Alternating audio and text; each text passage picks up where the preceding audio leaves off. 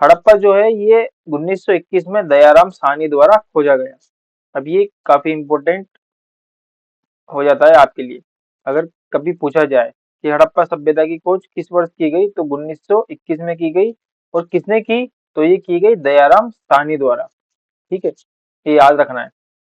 यहाँ दुर्ग, citadel citadel और निचला नगर की संरचना पाई गई। ठीक है, जैसे अभी अपन देखते हैं ना, काफी जगहों पे जैसे दुर्ग रहते हैं, किला जो रहता है वो ऊपर की तरफ पाया जाता है, और निचला नगर जो नीचे जो प्रजा रहती थी उनके लिए निचला नगर बनाया जाता था। ठीक है, तो वो पाया गया है दुर्ग ऊपर और निचला नगर नीचे। बड़े अन्नागार मिले हैं जो ये दर्शाते हैं कि अनाज का भंडारण किया जाता था। वैसे ये जो सभ्यता थी ये काफी विकसित सभ्यता मानी जाती है।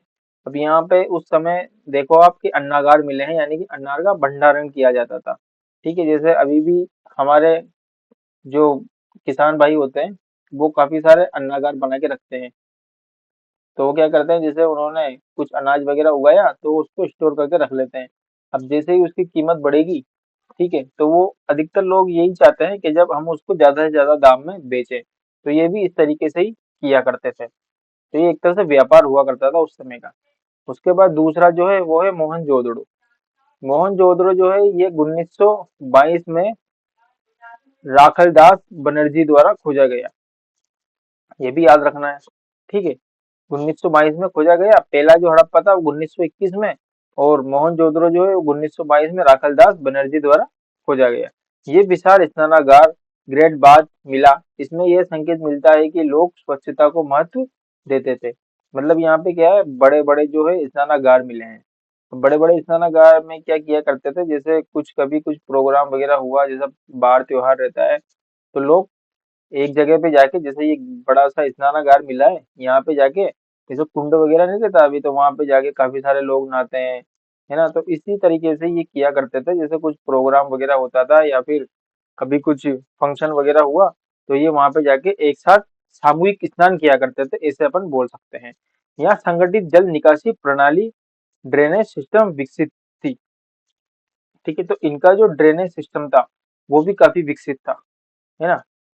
मतलब पानी जो वेस्टेज वाला जो पानी रहता था वो निकालने की इन्होंने अच्छी खासी व्यवस्था की हुई थी। ठीक है, उसके बाद है कालीबंगा।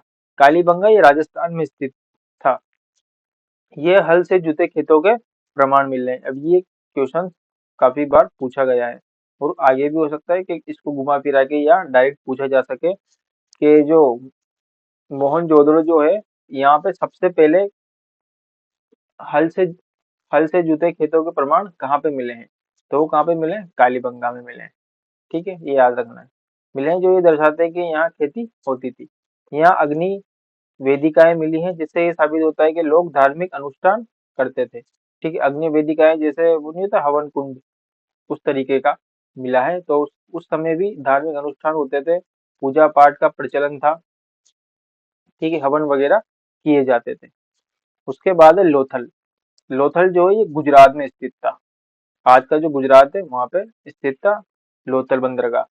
यह एक डॉकयार्ड बंदरगाह मिला है। ठीक है, यहाँ पे क्या था, बंदरगाह था। अभी भी जैसे गुजरात में काफी सारे बंदरगाह हैं, ऐसे मतलब बंदरगाह मिला है, इसका मतलब ये है कि वहां पे उस समय भी बंदरगाह के द्वारा व्यापार किया जाता था, एक देश से दूसरे देश में। जो ये दर्शाता कि व्यापारिक गतिविधियां होती थी। यहाँ मनके और शिल्प निर्माण के प्रमाण मिले हैं। ठीक है, यहाँ पे मनके और शिल्प निर्माण के प्रमाण भी मिले हैं। उसके बाद है धोलावीरा। धोलावीरा जो है ये गुजरात में स्थित था, ये भी गुजरात में था, लोथल भी और धोलावीरा भी गुजरात में। यहाँ 3 भागों में विभाजित नगर मिला, योजना मिली। एक तो था दुर्ग जो सबसे ऊपर था, उसके बाद मध्यम नगर जो बीच में था, उसके बाद निचला नगर जो सबसे नीचे था। यहाँ जल संरक्षण प्रणाली, वाटर कंजर्वेशन सिस्टम विकसित थी। मतलब यहाँ पे क्या किया करते होंगे ये लोग पानी को एकत्रित किया करते थे, उसके लिए इन्होंने जल संरक्षण प्रणाली विकसित की हुई थी।